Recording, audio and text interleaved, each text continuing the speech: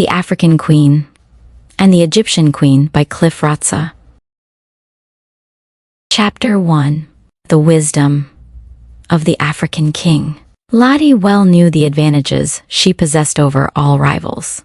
Crowned with both a face and smile that radiated beauty, the combination of her tall and supple, well-proportioned body and surprising wisdom for one so young had made her the unrivaled choice of Komi, the king of her Watusi tribe, to bear his children. Lottie vowed to maintain her advantages for as long as the gods would allow her to live.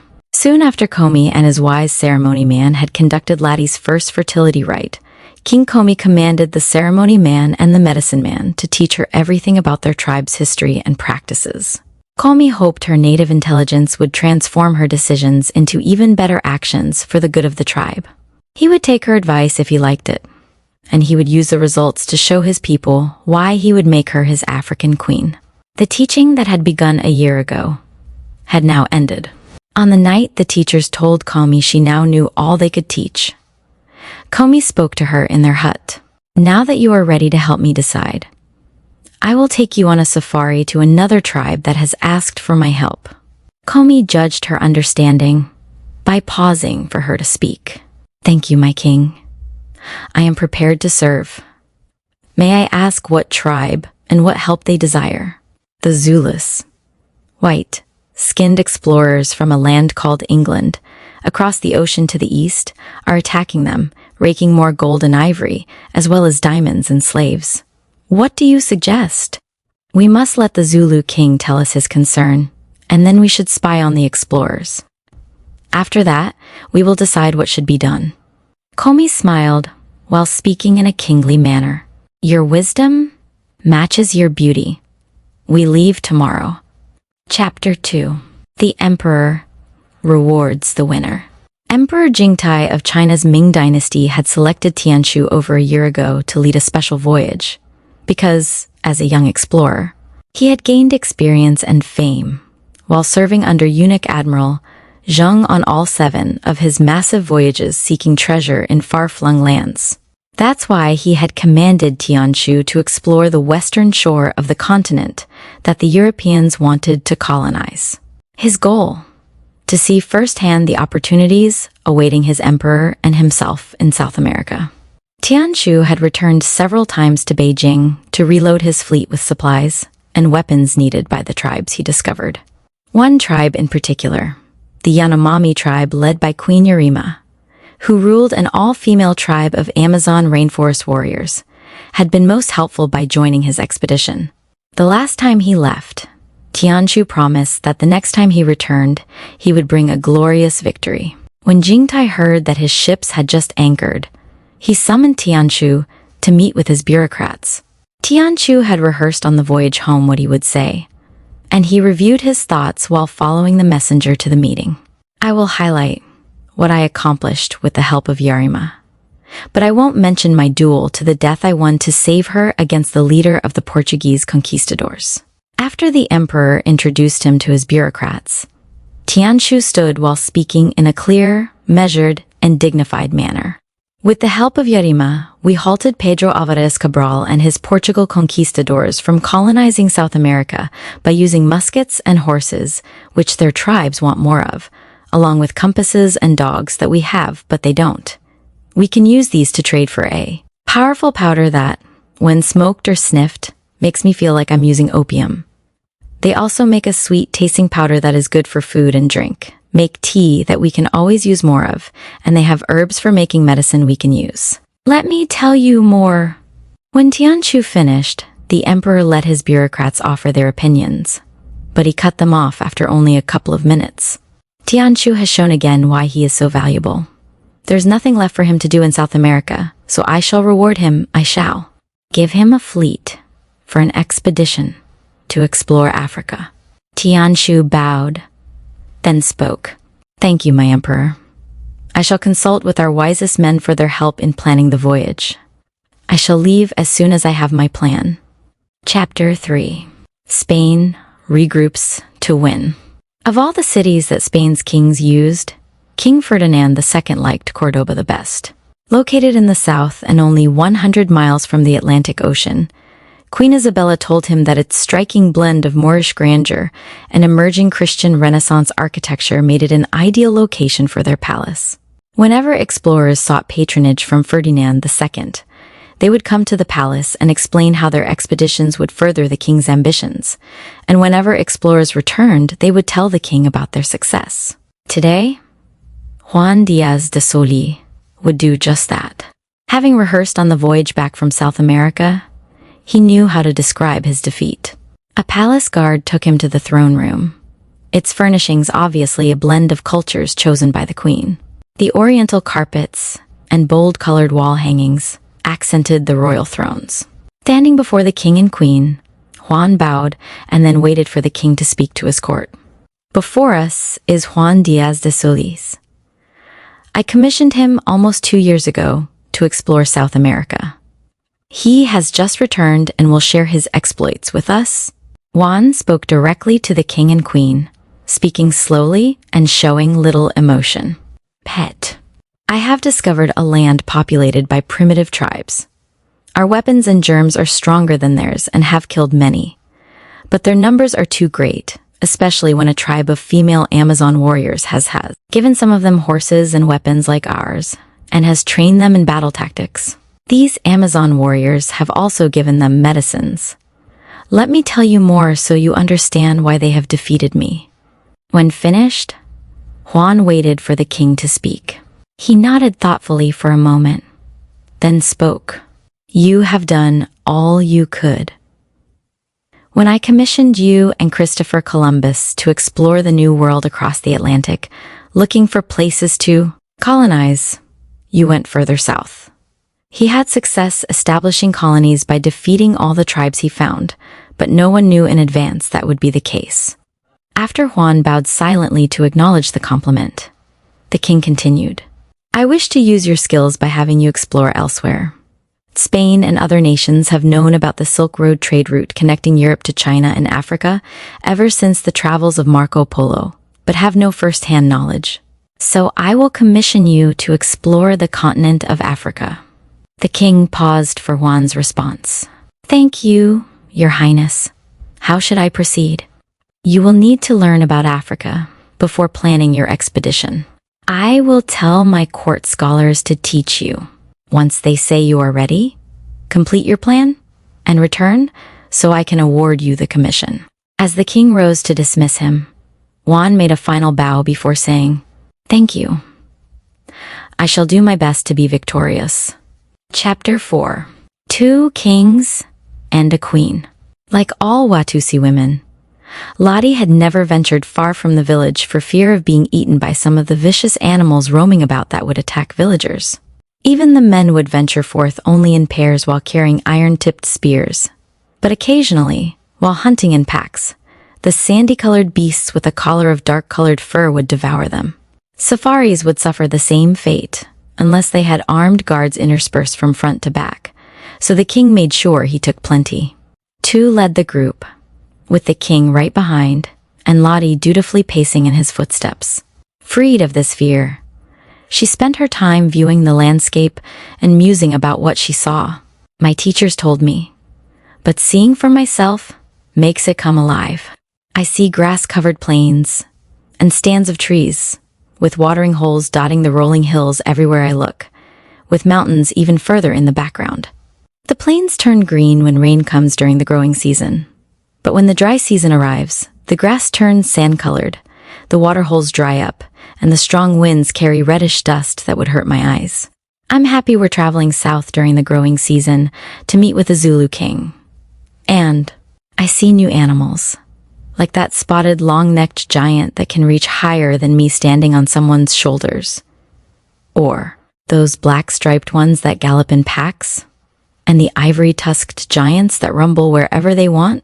And how about those beautiful spotted cats that run so fast they become a blur? The world outside my village may be dangerous, but is also full of beauty and wonder. After traveling for several more days, a group of Zulu men came out of the village to greet them as they approached. The 2 tribal languages were similar enough that speaking and gesturing made communicating possible. While she listened, Lottie compared the Zulu village to hers. The males are shorter and thicker than those in my Watusi tribe.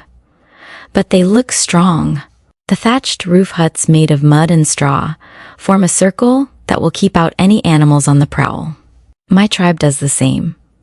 And if the Zulus are like my tribe, they will post guards around the ring at night and light bonfires to see the glowing eyes and use torches to scare them off.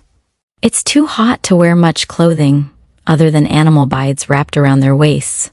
And some are wearing necklaces made from the teeth of animals. The women wear hats, longer skirts, and something made of fabric around their breasts. My tribe herds animals for food and grows special plants rather than hunting and gathering. They might do the same. Though she only listened, Lottie understood everything the Zulu king said. When he finished, Komi turned to her. What help does he need? White-skinned invaders have come from across the ocean to take his sparkly metal and glittery stones. They call themselves conquistadors and have weapons stronger than his. They have ones that make a loud noise and flash of light and kill at a distance. And they ride beasts that trample everyone in their way. He wants you to get him these weapons and then train his warriors to use them. Komi's consternation showed in his words. I don't know how. What should we do? Talk to tribes in our network who might have captured some weapons from these invaders and find out if better explorers are willing to help. Anxiety drained as his body loosened, and he spoke to the king. When finished, they each clasped hands around the other's forearm before parting ways. As they began hiking, Komi said, they invited us to stay and have something to eat, sliced from an animal roasted over a fire. It's big enough to feed their village for a couple of days, but I said we'll do that when we return with what they need. Lottie nodded knowingly, even though she didn't. I hope we can do this sooner rather than later. Chapter 5. Into the Heart of Darkness. Unbeknownst to Lottie, a Chinese explorer named Tianchu had just completed planning his expedition to Africa. He had learned all he could about the continent from the emperor's wisest counselors before he started planning. They knew how explorers had discovered it while connecting the Far East to Europe via the Chinese Silk Road. But they stayed near the coast rather than going inland, for which they knew little. That's why Tianchu referred to Africa as the Dark Continent. But now energized rather than discouraged, Tianchu devised a plan that would build on his previous success. Explorers tell of a major river on the Atlantic side of Africa, near the equator. I shall be the first to anchor at the river's mouth and explore the interior from there, like I did in the Amazon rainforest. And how shall I begin? By sailing east, to speak with Yarima, the rainforest queen. Perhaps she will join my expedition. Every day, when waking to the Amazon rainforest dawn, Yarima reserved a special place in her thoughts for the Chinese explorer who had saved her from certain death at the hands of the leader of the Portuguese conquistadors. Pedro Alvarez Cabral had been told he would find the glittering golden kingdom of El Dorado somewhere in the rainforest. Despite the sweltering tropical heat and humidity, swarms of blood-sucking flying, insects, and alligators lurking just below the surface, Pedro would not be deterred. But instead of El Dorado, he found Tianchu and me, who had equipped and trained indigenous tribes with muskets and horses to fight European colonialism led by Portugal. The combination proved unbeatable, which led to South America escaping the clutches of colonialism.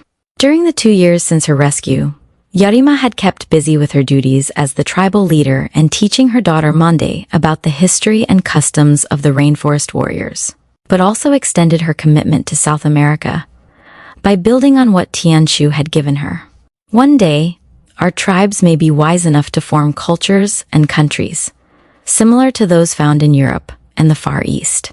And he has already given me a map showing 5 contiguous land masses, each representing a potential country. 2 are vertical strips running between the Pacific Ocean and the mountain range running the entire length of the continent. Another is a horizontal strip at the top, bordered by the Atlantic and my rainforest that extends across the continent and down to the Amazon River. And the 5th occupies the remaining land, from the Amazon to the bottommost tip. Tianchu and I have kept other nations and their colonial intentions at bay. I must periodically meet with the tribal networks occupying each potential nation to ensure we keep them out. A surprise greeted Yarima one fine summer morning when one of her warrior scouts reported Tianshu had returned. Following the scout, Yarima rushed to meet him as he and a group from his expedition were hiking along the river. Stopping when face to face, she spoke first. "You have come back. To what do I owe this visit?" "I would like you to help me explore another continent." Yarima spoke before he could say more. "We shall talk about this later. But first, we shall celebrate your return. My scout will take us back to our village." The priestess and healer had already prepared for Tianshu by selecting huts and leading a homecoming chant that made his smile as genuine as his feelings. After a meal that evening, Tianshu explained to the elders, council, what he needed. "My emperor has honored me with a commission to explore Africa, a continent east of South America. I have discovered a tribe called the Zulus, and they need help fighting European explorers trying to colonize Africa." Yarima asked a question before he could continue. "There must be more than one tribe. What others have you learned about?" "One other is important, the Watusis. They are tall and thin, while the Zulus are shorter and thicker, but are supposed to be ferocious warriors." "So, why do you need me?" "Because you know how to navigate inland using rivers. I have heard about the Congo River flowing into the Atlantic, and I want to anchor a fleet at its mouth before leading a safari inland along it. You are better than my translators at communicating with tribes, and we might discover plants, herbs, and animals that might help both China and South America. When will we leave?" "My ships are waiting for me to return with you, so we can leave as soon as you are ready." Yarima turned to her priestess and healer. They traded nods before the priestess spoke. "Previous exploration with Tianshu led to good things, and you have our tribe running well. Why not appoint 2 warriors to take your place and give Mandero a caregiver while you are gone?"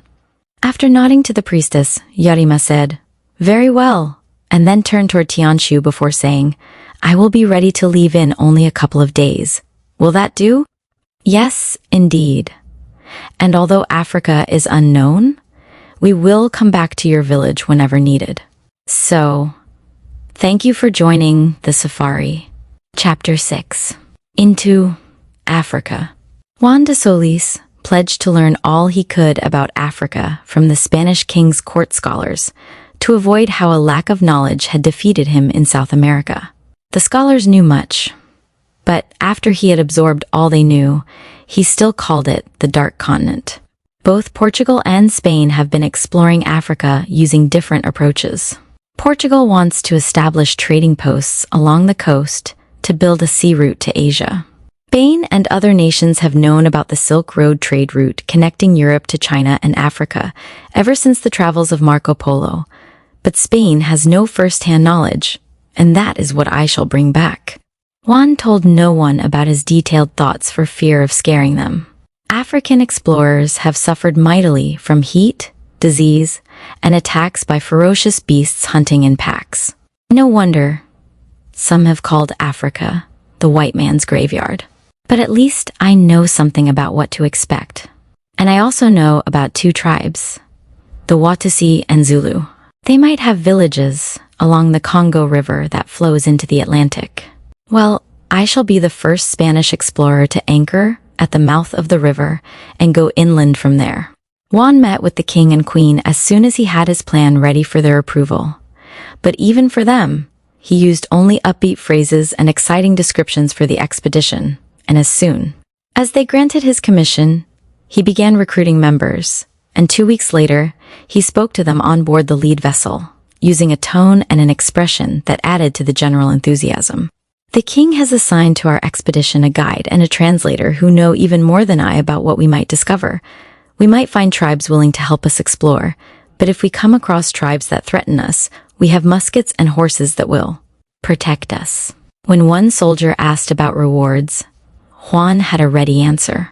"You will share in the glory of being among the first Spaniards to explore Africa by using the Congo River, and we might discover treasures of gold and diamonds that are there for the taking. But unlike other European explorers, we will help the tribes we find, not kill to colonize the continent. And if we meet other explorers, we must work together for our common good. Juan had said enough for now, so he found suitable words to end the meeting. We sail in 2 days and should reach the Congo River in perhaps a month, so everyone, help finish loading all supplies. When we anchor there, I shall tell you more about the tribes we might meet. And until then, savor the excitement that awaits. Chapter 7. First, contact. After visiting all the tribes in their network, Komi and Ladi decided they should report back to the Zulu king what they had learned, and then describe what collectively they must do. Ladi told the king that they had found no traces of the conquistadors, so Komi and the Zulu king should assemble a hunting party to locate them, and depending on what they encounter, attack to capture some of their weapons and horses. As soon as the Zulu king agreed, Komi and Ladi returned to their Watusi village to assemble their part of the hunting party that they brought with them to the Zulu village, because the party would leave from there. Ladi marveled at the fierce image of Zulu warriors as she watched them practice fighting.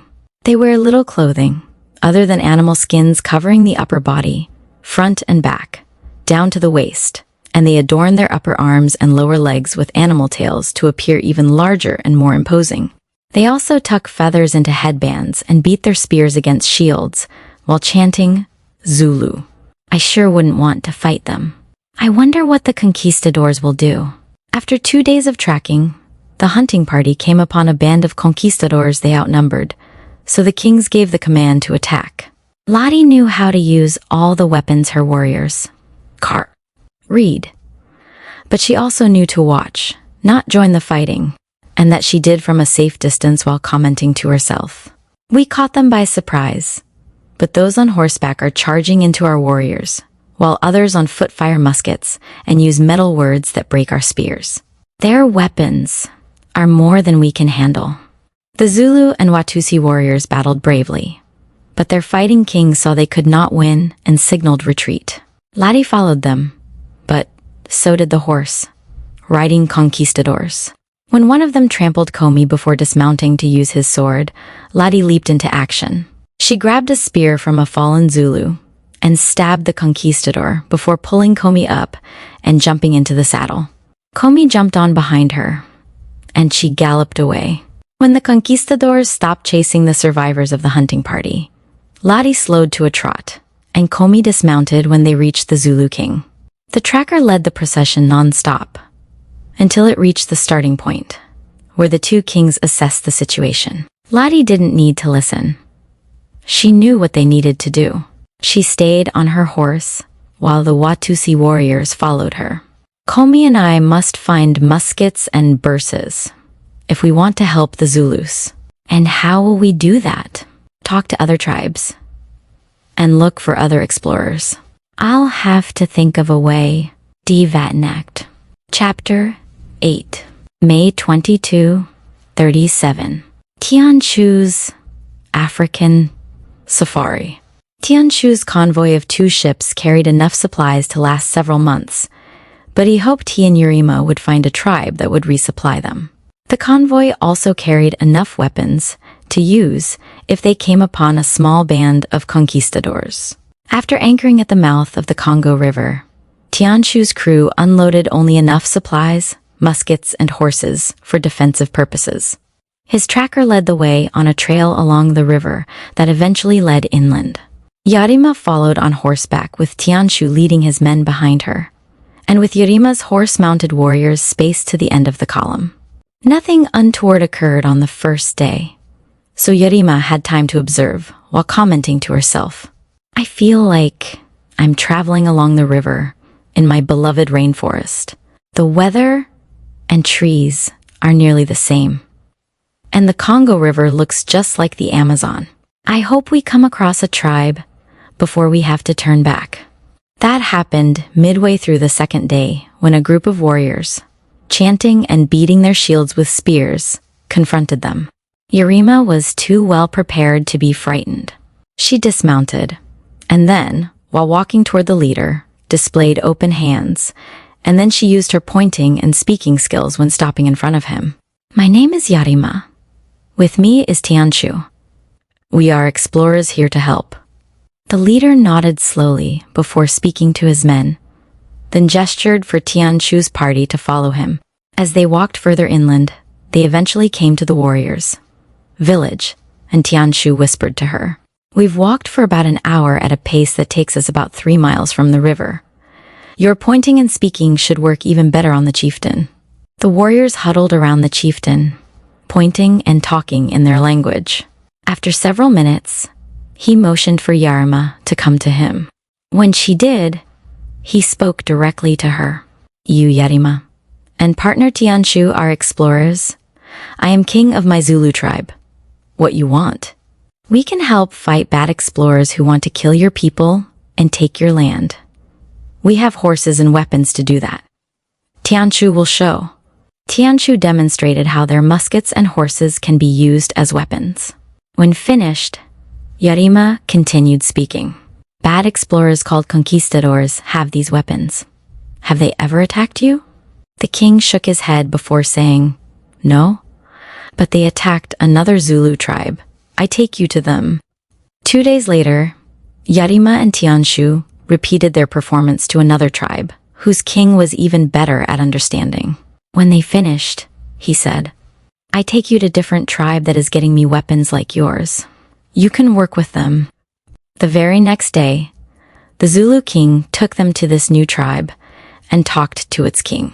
After more pointing and gesturing, the female standing next to the new tribe's king walked toward Yarima and started speaking as soon as she reached her.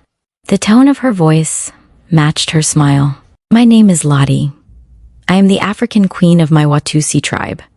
I know about the conquistador explorers who want to kill African tribes and take our land and treasure. Can you help us fight them?" The African queen. Yarima hid the joyful relief she felt by speaking slowly, but she returned Lottie's smile when beginning to talk. "I am Yarima, the queen of a rainforest tribe on another continent. With me is Tianshu, an explorer from another country called China. We are here to do just that. Please let me explain how we can."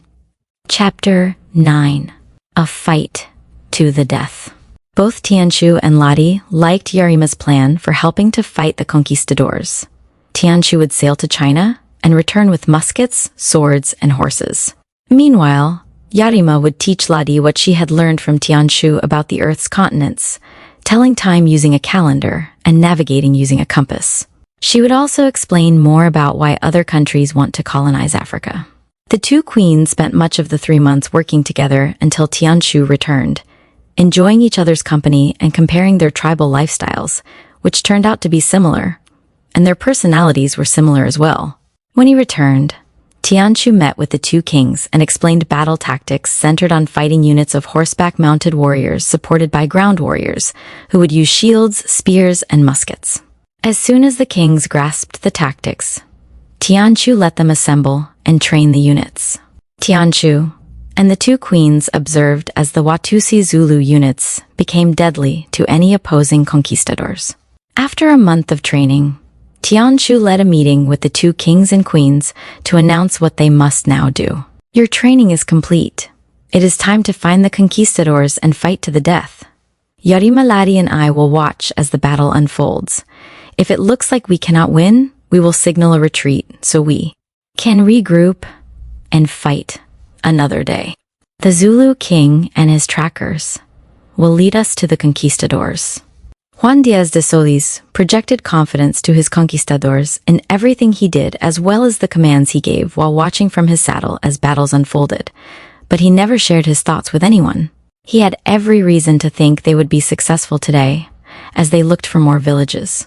These tribal warriors look fierce, and though strong and brave, they are no match for my conquistadors. Using no tactics and fighting individually, all they do is pound their shields and jab at my men as our horses trample them. When Juan's scouts reported a group of warriors approaching, he immediately ordered them to lead his troops to them, not bothering to listen to what else they had to say. As a result, what he saw stunned him when the warriors charged. This is the first tribe I've encountered that has organized itself into fighting units built around warriors on horseback, and I've spotted 2 of them giving commands. I'll kill them if my troops can't hold their own. Juan didn't notice 3 other people observing the battle. With Yarima and Ladi on either side, Tianshu had found a location out of harm's way, but close enough to assess the action and share his thoughts with the queens. He pointed to a particular opponent while saying, "That's the conquistador's leader. We must pay attention to whatever he does." As the battle proceeded, Tianshu said more. "We're winning. Uh-oh, their leader has spotted our kings and is going after them. You 2 stay here while I warn them." Yarima took action as soon as he said that. When she grabbed a musket and ran to protect them, Ladi did the same with Tianshu close behind. By the time he reached the kings, Yarima had shot the leader, who had fallen off his horse. When Juan's men saw that he had been shot, they ran for their lives from the battle, and when Tianshu saw them fleeing, he yelled his final instructions to the kings. "We've won. Now, lead our troops to kill all the remaining conquistadors so that no others know about us." The end. The Egyptian Queen is the first short story in our alternate history series, The African Chronicles, and it builds on The Rainforest Queen. Our first alternate history story is the first short story in our alternate history series, The Egyptian Chronicles, and builds on the Rainforest Queen and African Queen stories. The main characters in the Rainforest Queen, Yarima, the Amazon Rainforest Queen, and Tianshu, a Chinese explorer, kept the conquistadors from colonizing South America, so Yarima resumes her duties at her village, and Tianshu returns to China to report his accomplishments to his emperor. The report pleases the emperor and gives Tianshu a new assignment: try to prevent European explorers from colonizing Africa, which is presented in The African Queen, as Tianshu and Yarima join forces with Ladi, a Zulu warrior queen, to prevent a similar catastrophe from striking the Dark Continent. The Egyptian Queen starts immediately after the African Queen ends. Tianshu's emperor gives him another assignment because of his successes: explore the Egyptian civilization, which has as rich a history and spans as many centuries as China. Tianshu calls upon Yarima and Ladi to join his latest expedition. So, follow the action, starting on page 1 and leading to a thrilling conclusion. On the very last page, as they join forces to prevent the Ottoman Empire from colonizing Egypt by coming to the aid of the Egyptian Queen, as she leads a revolution against the Egyptian government sultan. The theme of this story is particularly relevant today.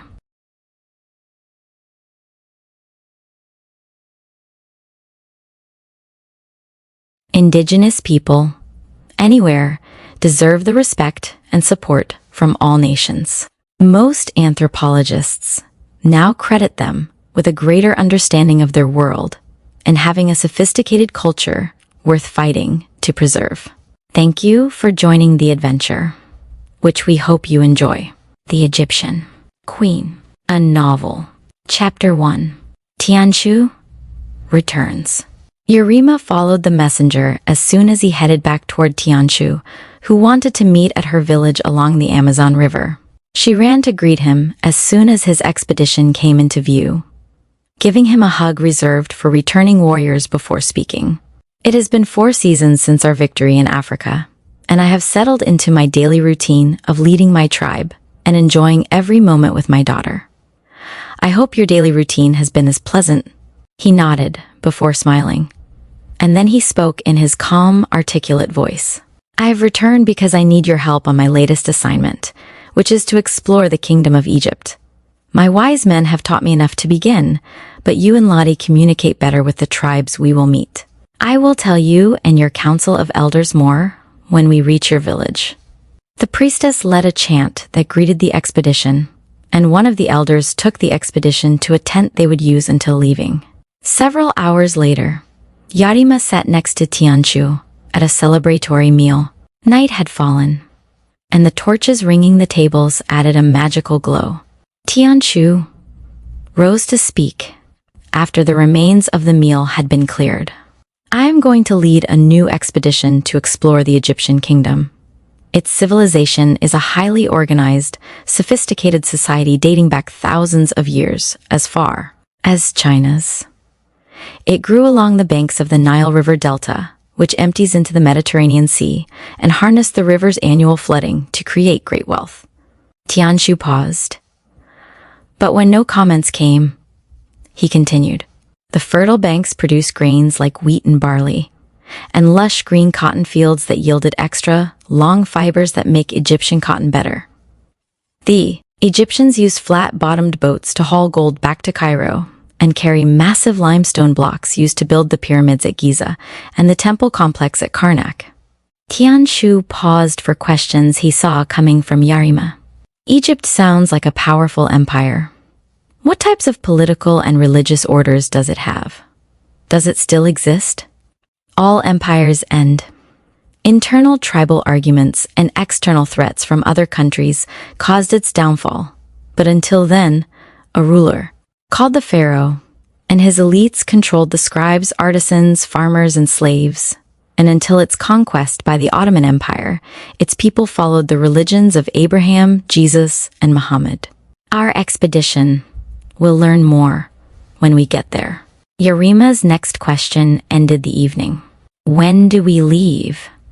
"As soon as you and a group of your warriors are ready." Chapter 2. Rendezvous with Ladi. Tianshu's two-ship convoy sailed around the southern tip of South America and then anchored in the mouth of the Congo River, so he and Yarima could hike to Ladi's Zulu village. Yarima had rehearsed what she would say to entice Ladi to join Tianshu's expedition, and after speaking until running out of words, waited for Ladi's response, which came in a rush along with wide eyes and a smile. "No one in my tribal network has gone there, but I have heard stories about the magnificence of Egypt that reflects its location as the crossroads of Africa, the Middle East, and the Mediterranean. Its people have lighter skin coloring and a written history that other African tribes lack. I'm in. And how many Zulu warriors should I bring?" Yarima deferred to Tianshu. "I don't know what we'll discover, and that adds to the excitement. We'll need only as many for defense when we combine them with Yarima's Amazon warriors." "When will you be ready to leave?" "I will have my warriors ready the day after tomorrow." While Tianshu commanded the crew as the ships sailed north to the entrance of the Mediterranean Sea, Yarima and Ladi renewed their friendship, with Ladi doing most of the talking as they sightsaw along the way. "We've gone from the lush tropical rainforest to the arid West Saharan desert, and then to a mountainous coastline as we approach the entrance to the Mediterranean. I hope we sail close enough to see the Rock of Gibraltar."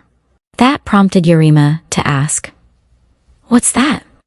"A massive stone standing 500 meters high and named by Muslim warriors hundreds of years ago. I'm sure it'll impress me." "And where do we go after that?" "We'll drop anchor in the Nile River Delta for Tianshu to find some Egyptian sailors who'll take us to Cairo, which is only 150 kilometers upstream. I'll tell you more when we get there." Ladi continued a week later. "The entire marshy delta, along with the fertile Nile Valley that we're sailing through, makes Cairo important. It's Egypt's largest city and the capital. I'm sure we'll tour the city before doing more exploring." Oz M. Nacht. Chapter 3. Exploring Egyptian Wonders. Tianshu found a hostelry near the center of Cairo that lodges travelers, and the threesome explored what was nearby the next day. Yarima talked to herself while absorbing the exotic sights, sounds, and aromas. "I can feel the hustle and bustle as the crowd jostles me to and fro as we walk the narrow streets through the market. And in the background, I see magnificent domed mosques and their slender minaret spires where religious leaders call the faithful to prayer 5 times each day. And I can feel some of the excitement that the followers of Muhammad must have." The trio explored more the next day by riding hostelry-rented camels along the Nile to view the pyramids in Giza first, and then the temple at Karnak in Luxor, which Yarima viewed with reverent awe. "The people here are not to explore, but to worship the dead." I'm told that ancient Egyptians did not exactly worship the dead in the sense of deifying them as gods, but they venerated and honored their deceased through elaborate rituals because they believed death marked a transition to an eternal afterlife similar to earthly life. Whether right or wrong, no one knows. The trip, led by guides, took several days, and they postponed additional sightseeing when they returned. Instead, Tianshu explained Egypt's socio-political system.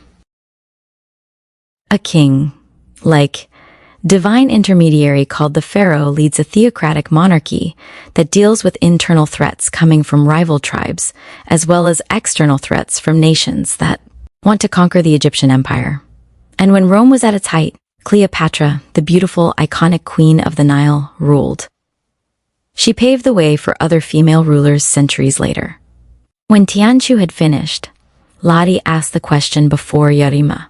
Who's ruling the empire today? That's what we'll learn tomorrow, so we can find out what help we might provide. Chapter 4. Exploring the political landscape. The trio visited Cairo's citadel the next day, a fortified complex of impressive buildings that housed the government. The official who greeted them spoke a language that Tianshu and his partners understood, so they let Tianshu do the talking. The official took them to a room and seated everyone on the four sides of a table to find out who they were and what they wanted. After Tianshu explained, he described how Egyptian politics differs from what Tianshu had told them yesterday. Speaking directly to Tianshu, he said, when Alexander the Great conquered the Egyptian Empire in 300 BC, the Persian Empire made it a separate province ruled by a satrap, which you can call a sultan. The citadel has been the seat of government, as well as his residence for centuries. What help do you think Egypt needs? Every empire faces internal power struggles among tribes and external threats from countries that want to colonize and acquire wealth. Perhaps we can assist you against them. We have internal power struggles under control, and Arabia's Islamic states help us fend off the Ottoman or Turkish Empire. What about threats from the Europeans? They are colonizing elsewhere. Tianshu took another approach. Perhaps we can help the Egyptian economy. What is it like? We are self-sufficient because of the Nile. Our farmers grow food and make textiles that we trade with other countries, and we still get gold from mines near the Red Sea, which is not far to the east. Tianshu's brief sigh and slumped shoulders matched the tone of his voice before he and his partners rose to leave. It seems like you need no help, but I thank you for your time. As they began walking back to the hostelry, Yarima led the conversation. That bureaucrat said what we should have expected. He doesn't want us meddling. Why don't we talk to some people and find out what they might need? Tianshu spoke for Lottie as well when he replied, good idea. We'll do that tomorrow. Chapter 5. The Egyptian Queen. Yarima and Lottie did the talking while Tianshu listened, because no matter the language, his partners were better communicators. As they spoke to merchants in the market district, explaining who they are and why they are here, several banded together and took them to others. By the time the noon hour arrived, the band took them to a secluded dining area, and its leader started to lead the discussion after the meal had been served. We are just one of many groups that don't trust the government. The Sultan and his elites look out for themselves, not the people. For example, in exchange for gold, they are letting foreigners look for the tomb of King Tut, formerly known as Tutankhamun, the legendary pharaoh of Egypt's 18th dynasty, who ruled in the mid-14th century BC. Yarima interrupted. Where are they looking? In the Valley of the Kings, which is further south of the pyramids along the Nile, near Luxor. What makes King Tut legendary? Because of the great wealth and comfort supposedly in his tomb, which is equipped for life after death. And he alone is supposed to know the secret of Tana leaves, a powerful, mystical substance with the ability to sustain life in the mummified body. Tianshu picked up where the leader had left off. If you don't trust the government, why don't you do something? We don't have the weapons to start a revolution. If you do, and want to help, we will pay handsomely with gold. We have the weapons, and have helped other people, but for our help to make a difference, you must have a leader who will implement our plan. Do you have one?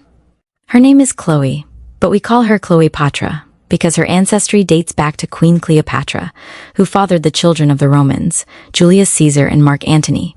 Her ancestors worked as counselors to the government until they opposed the sultans. Her parents had to leave her with friends before fleeing into the desert. No one knows what became of them. What about Cleopatra? She is now in her 20s and possesses the beauty, charm, and intelligence of Cleopatra, but she must hide from the government. The Sultan wants to kill her for fear she would lead a revolution. After Tianshu glanced at his partners, Yarima spoke. We must meet her to find out if she wants our help. We have her in seclusion, and we'll take you there tomorrow. Chapter 6. An audience with the Queen. The threesome followed the leader and several of his council members on camels to a nearby city where Cleopatra was in seclusion. When they arrived at her hiding place, a nondescript building complex in the desert near Memphis, the leader summarized to a cadre of guards why they needed to see the Queen. The guards took them to a room and sat them in a circular arrangement of chairs before bringing the Queen, whose grand entrance fit her title and impressed Yarima, who tried to mask her reaction by remaining stone-faced. She looks as regal as I expected from the paintings of Cleopatra. The elongated and flared crown, plus the jeweled neckwear covering part of her flowing robe, are so fitting, as are the guard phalanxes marching on either side. Cleopatra sat in one of the chairs at the center and began speaking as soon as the guards stood along the walls. Would your council leader explain who and why the visitors you have brought want to see me? After the leader spoke for half an hour, the Queen commented, I must dress regally, because that is what the people want from their leader. I have learned from my teachers why the people hate the Sultan, and I am willing to lead a revolt against his government, even though I am in seclusion. What I need are better weapons and trained warriors who can help me defeat the Sultan's troops. Tianshu understood Cleopatra's language, so after glancing at Yarima, he responded, We have done so for other leaders, and we can do the same for you. But I must learn more from your counselors about your Sultan's weapons and troops. Then, my partners and I will plan a strategy, depart to get what we need, and then return to train enough of your guards to fight alongside my warriors. After the Queen conferred with the two counselors flanking her, the older one directed her words at Tianshu. We will do that starting tomorrow, and it should take no longer than a week. How long until you return? Your merchants have contacts that will get what I want, so I don't need to return to China. Let the leader who brought us answer. Tianshu has already told me what he wants. My network of merchants will have them in no longer than 3 months. When the Queen said, Very well, I shall await your return, Yarima knew she was about to end the meeting, so she stood before addressing Cleopatra. I am Yarima, the Rainforest Queen. My partners and I know about the ancient Egyptian empire and have toured some of its temples and pyramids, but would you take us on an even better tour? I would be pleased. My guards will plan it, and they will summon you within the week. Chapter 7. Egyptian Wonders. Up, close, and in person. The guards arranged for a night tour that would keep the Sultan's spies in the dark, so they picked up Tianshu and his party at the hostelry and took them on camels to the Queen, who mounted a camel and rode with them as other guards flanking the caravan on both sides carried torches. Yarima could feel her pulse increasing as the torches gave a mystical glow to what she was seeing. How did the ancient Egyptians build this enormous sphinx and these magnificent pyramids? I hope Cleopatra will explain. Everyone dismounted, and the torch-bearing guards formed a circle around the buried entrance to the pyramid closest to the Sphinx. After uncovering it, several guards entered to prepare the way for the Queen and her visitors. Yarima's pulse increased once again as she followed right behind Cleopatra. I've climbed many steps down a shaft before entering a tunnel lighted by torches, and it branches many ways. When they finally reached a large chamber, everyone sat in chairs that the guards arranged into a circle before the queen began speaking. We're in one of the largest Egyptian pyramids that is guarded by the largest sphinx. There are smaller ones through the empire, and sphinxes are mythical guardians, symbolizing power, wisdom, and mystery, primarily acting as protectors of temples, tombs, or treasures, with a lion's body and a pharaoh's head. They are benevolent protectors of royal power. Tianqiu interrupted before Cleopatra could continue. I've been taught that ancient Greece had sphinxes with a lion's body, human head, and wings. Legends say they pose deadly riddles to test travelers, and their other duties are warding off evil and guarding sacred knowledge. That prompted Yarima to ask a question the queen saw coming. Ancient Greece had a written language they used to record history as well as knowledge. How did ancient Egyptians do that? Our language, which we call hieroglyphics, is chiseled in stone on the columns and walls of our temples, and my ancestors found a tablet that explains how to read it. They found it in the town of Rashid near the Nile Delta, and named it the Rosetta Stone in its honor. Tianqiu followed Yarima's question with several of his own. Where is it now? It's valuable, especially if it can explain how the ancient Egyptians built the pyramids. They must have been as smart as the Chinese and known about mathematics to do that. You are right. I have it in safekeeping, and our hieroglyphics on some temple columns and walls tell all. Cleopatra led the conversation until there were no more questions, and then explained what they would do next. My guards will take us to my royal barge, where we will spend the night while they begin taking us upriver to Luxor, where I will show you King Tut's tomb. We will go to my barge right now. At dawn the next morning, Yarima saw the opulence of the barge. The decorations are fitting for a queen, and the silver oars and purple sails look so regal. I'll ask Cleopatra how they keep it out of sight of the Sultan's spies. Cleopatra had the answer when the question came up.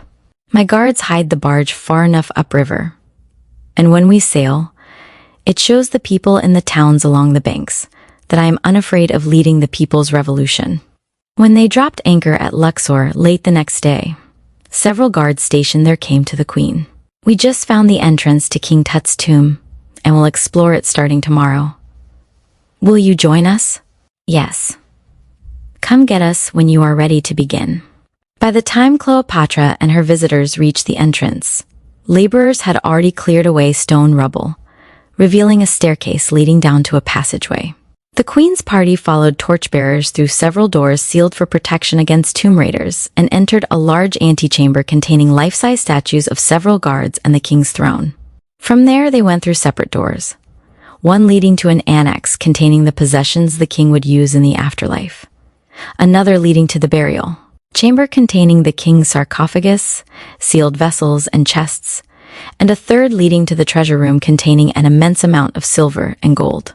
The walls of all chambers contained colorful paintings depicting the king's life. The queen and her party returned to the barge 4 hours later, where she spoke during the meal. The guards will now help my scribes, who know how to make a list on paper of all the treasures we have uncovered. I hope one of the chests holds a tablet containing a hieroglyphic explanation of how tanna leaves and other herbs are used in mummifying the dead. After the meal, Cleopatra told the guards to have the sailors take them back to where they started.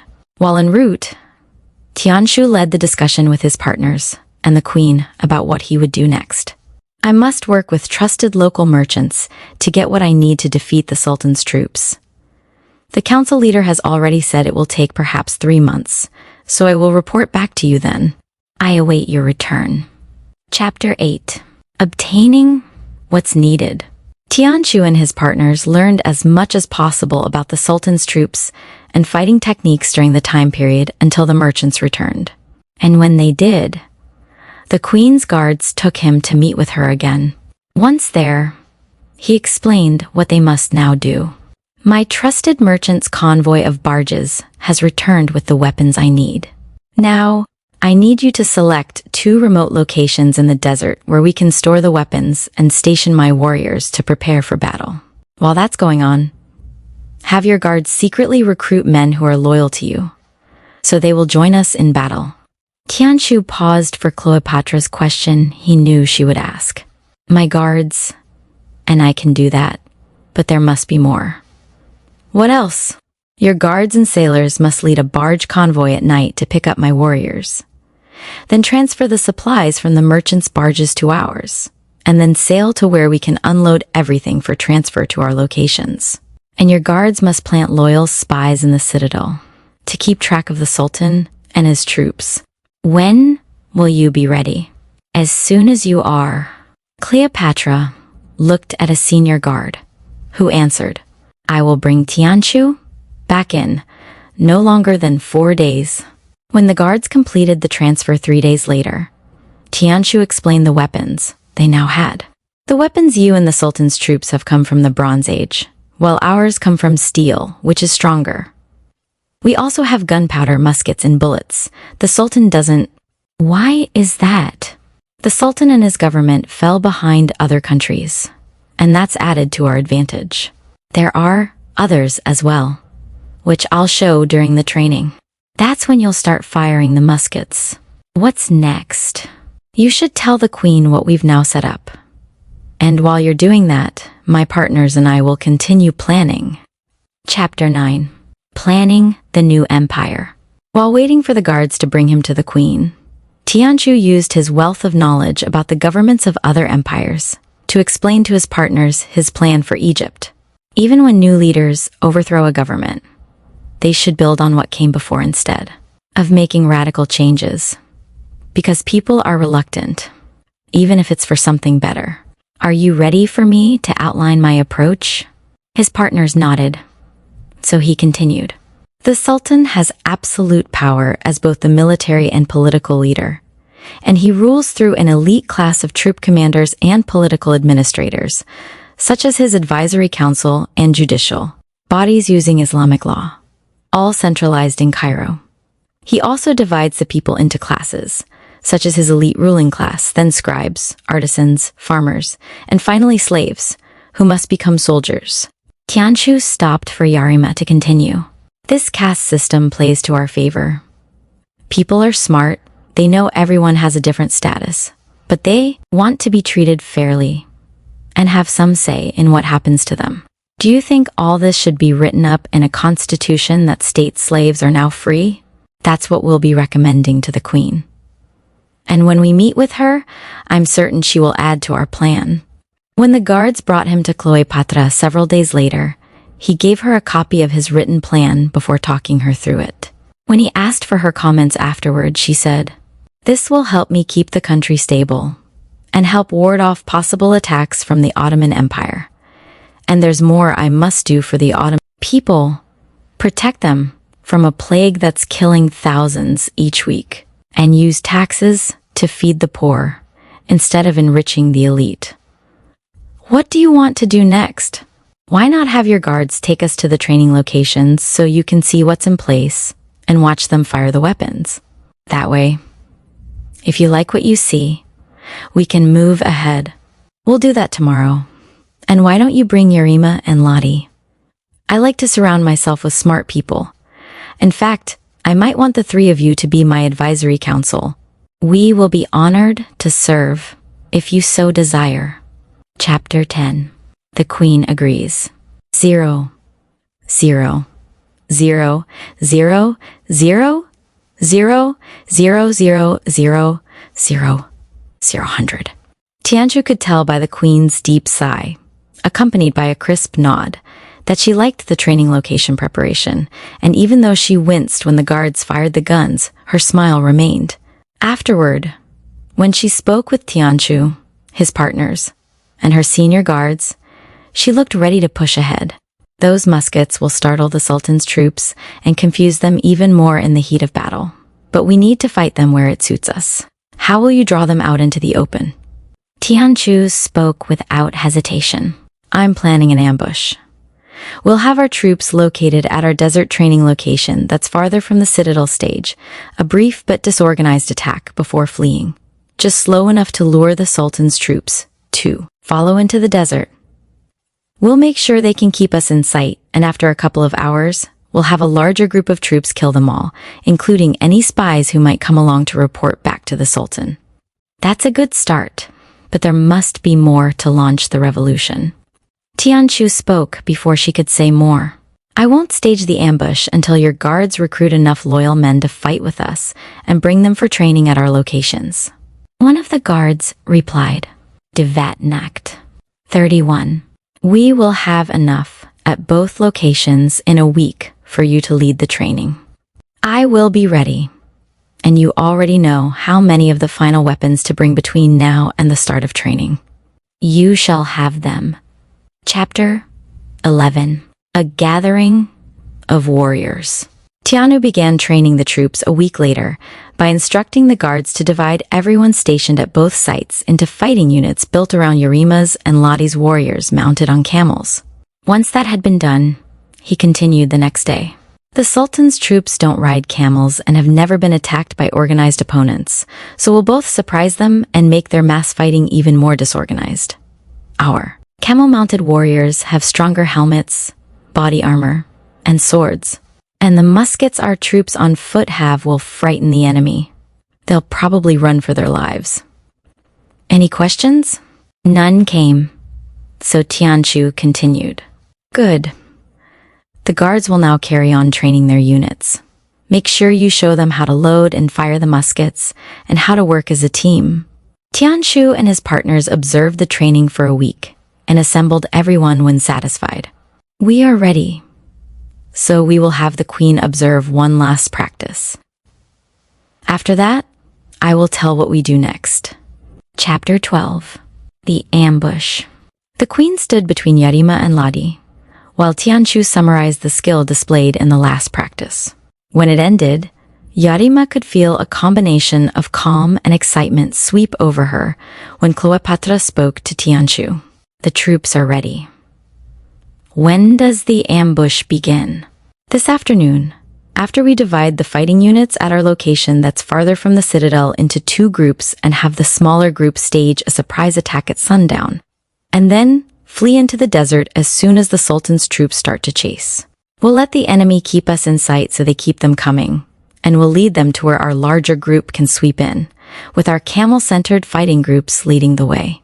Then we terminate them, along with any spies sent to report back.